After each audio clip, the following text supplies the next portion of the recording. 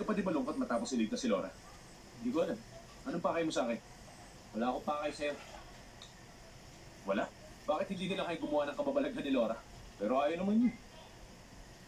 Talaga? Ayaw niya tapos nandito ka. Hindi ganon.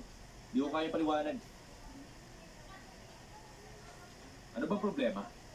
Gusto niya rin makita yung armor of God. Sa ganitong oras. Eh ano naman? Siya naman talaga yung curious type. Nakidnap siya dahil sa armor. Curious lang siya. Hindi hiramin natin kay May. Ayoko. Sinampal nga niya ako kanina. Sinampal ka niya? Bakit naman? Aminin mo. Wala yun. Gusto mong ramen? Sige, tanong natin. Hoy, teka. Ikaw na. Mata ka na.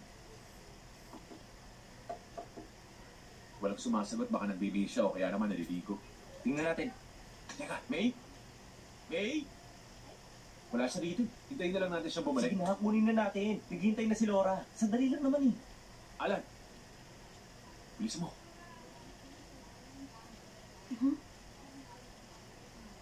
Jackie, anong ginagawa mo sa labas ng kwarto ko? Kasi Hindi ka dapat basta-basta na lang pumapasok sa kwarto ng iba. Ano bang kailangan mo?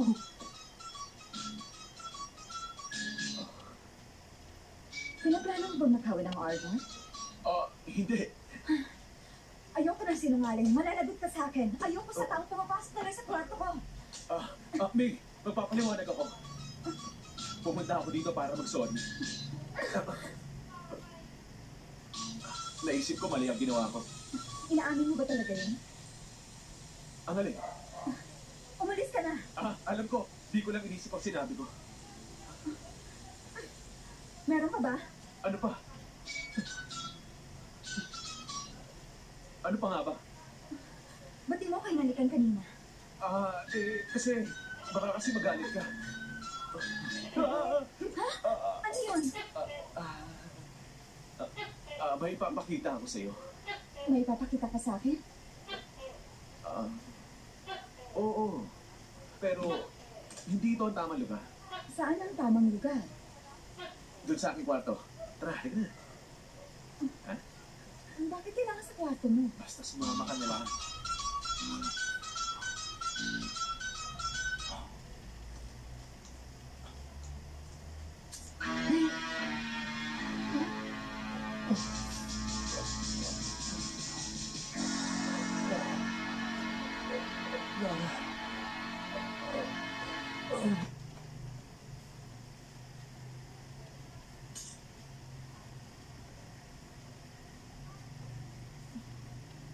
Anong problema, Jackie?